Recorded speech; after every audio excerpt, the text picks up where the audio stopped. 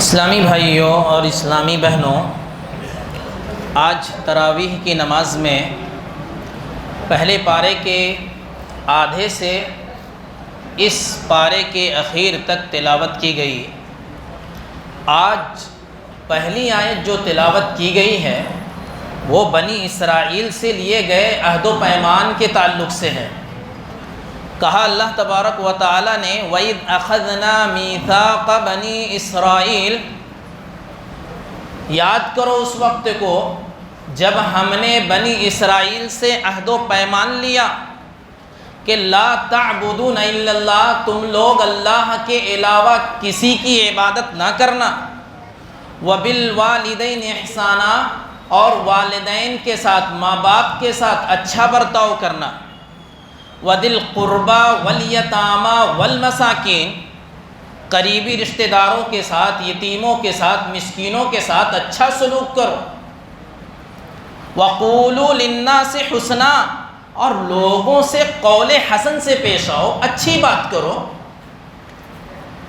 میرے اسلامی بھائیوں اور اسلامی بہنوں، غور کرنے کی بات اس آیت میں یہ ہے کہ جن جن چیزوں کا تذکرہ ہے، یہ جن احکام کا اس کے اندر تذکرہ ہے، یہ حکم اللہ نے صرف امت مسلمہ پر عائد نہیں کیا، صرف مسلمانوں کو نہیں دیا، بلکہ ہر شریعت والوں کو یہ حکم دیا ہے۔ وجہ اس لیے کہ یہ احکام جو ہیں اس کے اندر بیان کیے گئے وہ مصالح عامہ پر مشتمل ہیں، عام مصلحتوں پر مشتمل ہیں۔ ہر کسی کو اس کی ضرورت پڑتی ہے، چاہے وہ مسلمان ہو، عیسائی ہو، نصرانی ہو، ہندو ہو، ان کو بھی اللہ نے حکم دیا کہ ایک ہی اللہ کی پرستش کرنا، اور ماں باپ کے ساتھ حسن سلوک کا انہیں بھی حکم دیا گیا ہے جیسے ہمیں حکم دیا گیا ہے۔ قریبی رشتہ داروں کا خیال رکھنا، یتیموں کا خیال رکھنا، مسکینوں کا خیال رکھنا، لوگوں سے اچھی بات کرنا، سب ہر شریعت میں یہ حکم دیا ہے اللہ نے۔ اسی طرح سے دوسری بات غور کرنے کی یہ ہے کہ غور کیجئے آپ، اللہ نے اس میں لا تعبدون الا اللہ کے بعد وبالوالدین احسانا کا تذکرہ کیا۔ یہ اس بات کی دلیل ہے کہ اللہ رب العالمین کے بعد اگر کسی کا حق ہے تو وہ ماں باپ کا حق ہے، یتیم کا بھی حق نہیں، مسکین کا بھی نہیں، رشتہ داروں کا بھی حق نہیں۔ سب سے پہلا حق اللہ کے حق کے بعد اگر کسی کا بنتا ہے تو وہ ماں باپ کا حق ہے کہ ہم اپنے ماں باپ کے ساتھ اچھا برتاؤ کریں، اچھا سلوک سے پیش آئیں۔ جب ہم بات کریں تو غور کریں کہیں ہماری اس بات سے ماں باپ کو تکلیف تو نہیں ہوتی۔ جو ہم کام کر رہے ہیں اس پہ ہمیں غور کرنے کی ضرورت ہے کہ کہیں ہمارے اس کام سے ہمارے ماں باپ کو تکلیف تو نہیں ہوتی۔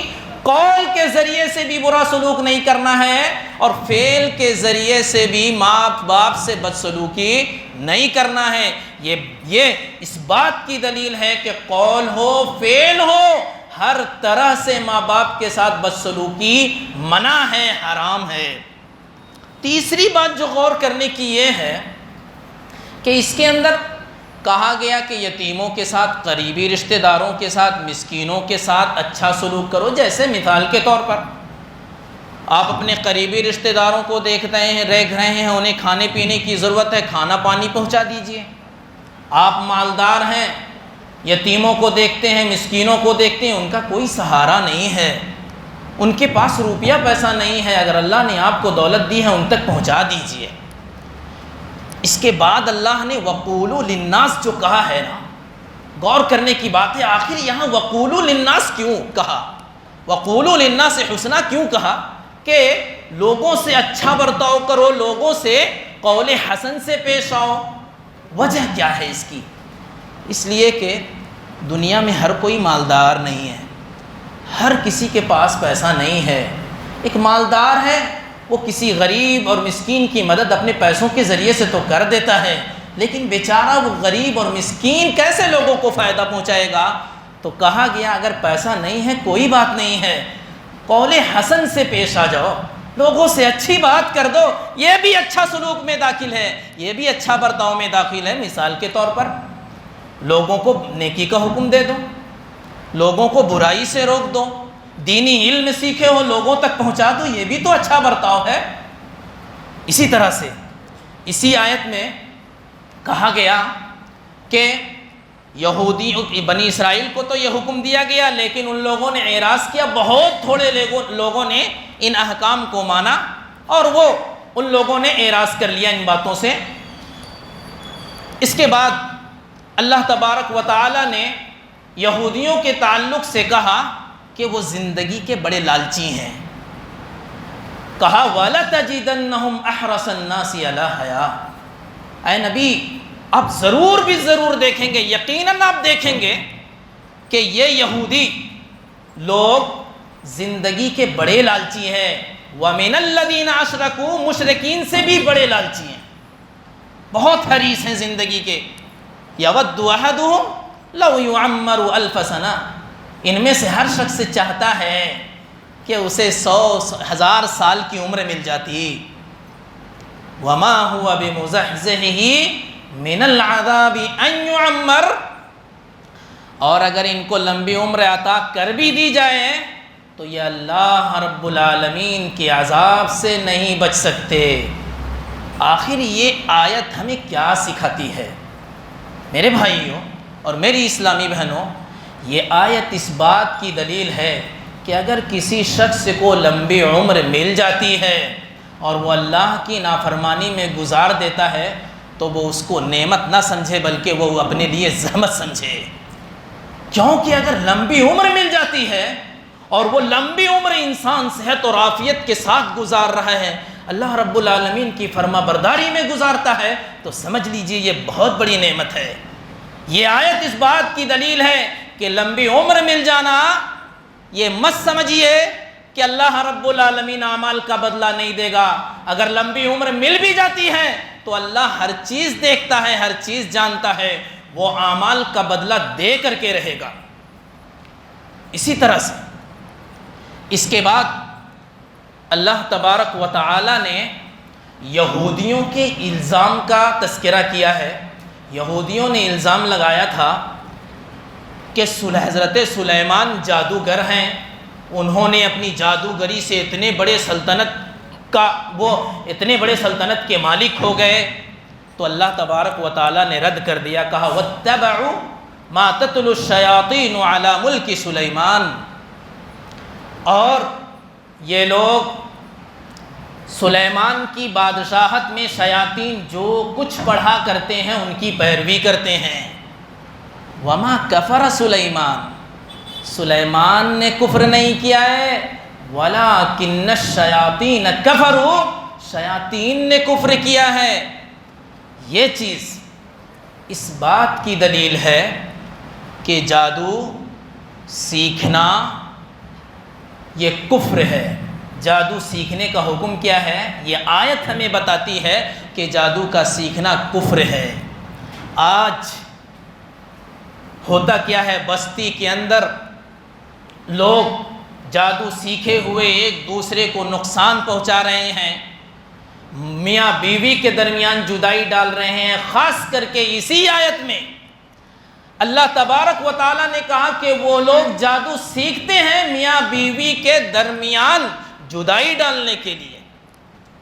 میاں بیوی کے درمیان جو محبت ہوتی ہے کوئی عام محبت نہیں ہوتی، یہ اللہ رب العالمین ان کے اندر ڈالتا ہے اور ان میں رحم کرتا ہے۔ اللہ کی رحمت کو یہ چھیننے کی کوشش کرتے ہیں، اور اکثر و بیشتر لوگ جادوگر لوگ میاں بیوی کے درمیان ہی جدائی ڈالتے ہیں۔ اسی طرح سے اسی آیت کے اخیر میں کہا گیا وَمَا هُمْ بِضَارِّينَ بِهِ مِنْ أَحَدٍ إِلَّا بِإِذْنِ اللَّهِ، یہ جادو سے کسی کو نقصان نہیں پہنچا سکتے، ہاں اللہ کی اجازت ہوگی تو نقصان پہنچے گا۔ ان سے کیا سمجھ میں آیا؟ ایک بات تو یہ سمجھ میں آئی کہ سلیمان علیہ السلام کوئی جادوگر نہیں تھے۔ دوسری بات یہ سمجھ میں آئی کہ جادو جو ایجاد کیا گیا سلیمان علیہ السلام کی بادشاہت میں شیاطین نے ایجاد کیا ہے۔ تیسری بات جو یہ سمجھ میں آئی کہ جادو اثر کر جاتا ہے اللہ کی اجازت سے۔ اگر اللہ کی اجازت ہوگی تو جادو اثر کرے گا۔ اس کی سب سے بڑی دلیل میرے بھائیوں اللہ کے رسول صلی اللہ علیہ وسلم ہے کہ اللہ کے رسول صلی اللہ علیہ وسلم پر جادو کیا گیا، اثر کر گیا تھا، لیکن اگر اللہ کی اجازت نہ ہو تو جادوگر کی جادوگری بھی نہیں چلے گی۔ اللہ کی اجازت کے بغیر ایک پتا بھی حرکت نہیں کرتا۔ اسی طرح سے اسی پارے کے اخیر میں ابراہیم اور اسماعیل علیہ السلام کی دعاؤں کا تذکرہ ہے۔ کہا خاص طور سے وَإِذْ يَرْفَعُ إِبْرَاهِيمُ الْقَوَاعِدَ مِنَ الْبَيْتِ وَإِسْمَاعِيلُ، یاد کرو اس وقت کو جب ابراہیم اپنے بیٹے اسماعیل کے ساتھ کعبہ کی بنیادوں کو اٹھاتے جاتے تھے، دعا کرتے جاتے تھے ربنا تقبل منا انک انت السمیع العلیم، اے ہمارے رب تو ہم سے قبول کر لے، تو سننے والا ہے، ہر چیز کو سننے والا ہے، تو جاننے والا ہے ہماری نیتوں میں کیا ہے، ہم ریاکاری کے لیے کر رہے ہیں یا ہم تیری رضا کی خاطر کر رہے ہیں، تو ہر کچھ جانتا ہے، سب جانتا ہے، تجھ سے کوئی چیز پوشیدہ نہیں ہے۔ میرے بھائیوں اور میری اسلامی بہنوں، یہ آیت اس بات کی دلیل ہے کہ کوئی نیک عمل کر کے اپنے اوپر غرور نہیں کرنا چاہیے کسی کو کہ ہم نے بہت نیک عمل کر لیا۔ ہو سکتا ہے کہیں آپ کے اس نیک عمل میں کوئی کمی رہ گئی ہو جسے اللہ ناپسند کرے، اس لیے نیک عمل کرنے کے بعد بڑا اکڑنا نہیں چاہیے۔ حضرت ابراہیم اور حضرت اسماعیل کو دیکھیے، یہ کتنے بڑے نیک عمل کر رہے تھے، اللہ کے گھر خانے کعبہ کی بنیادیں کو اٹھا رہے ہیں۔ کس قدر اللہ کی خوف اور امید ان پر طاری تھی کہ یہ لوگ اللہ کے اس نیک کام میں بھی دعا کر رہے ہیں کہ اللہ ہم سے قبول کر لینا، تو سنتا ہے، تو ہر چیز دیکھتا ہے۔ اسی طرح سے آخری بات بتا کے میں اپنی بات مکمل کروں گا۔ یعقوب علیہ السلام کے بارے میں تذکرہ ہے کہ یعقوب نے اپنے موت کے وقت جب موت کے مقدمات اور موت کے اسباب انہیں نظر آنے لگے تو اپنے بچوں کو جمع کیا، کہا اذ حضر یعقوب الموت اذ قال لبنیہ ما تعبدون من بعدی، کہا ما تعبدون من بعدی، میرے بچوں تم لوگ میرے بعد کس کی عبادت کرو گے؟ آزمائش کے لیے، امتحان لینے کے لیے کہا، بچوں کا آگے کا حال دیکھنے کے لیے کہا۔ بچوں نے بھی کہا اے ہمارے والد، ہم لوگ آپ کے معبود کی، ابراہیم کے معبود کی، اسماعیل کے معبود کی، اسحاق کے معبود کی، یعقوب کے معبود کی، یعنی اللہ رب العالمین کی عبادت کریں گے۔ یہ آیت اس بات کی دلیل ہے کہ ہمیں جب موت کا اسباب نظر آنے لگیں تو یہ فکر نہیں ہونی چاہیے کہ بیٹا کاروبار سنبھال دینا، بیٹی کو جہیز میں یہ سامان دینا، فلاں گھر میں شادی کرنا، بڑا باپ کا بیٹا ہے، یہ فکر نہیں ہونی چاہیے۔ سب سے پہلی فکر ہمیں ہونی چاہیے کہ ہم اپنے بچوں کو جاتے جاتے عقیدہ توحید کا درس سکھا جائیں۔ اخیر میں میں اللہ تبارک و تعالیٰ سے دعا کرتا ہوں کہ اللہ تبارک و تعالیٰ ہم تمام کو نیک عمل کرنے کی توفیق عطا فرمائے، آمین۔ وآخر دعوانا ان الحمد للہ رب العالمین۔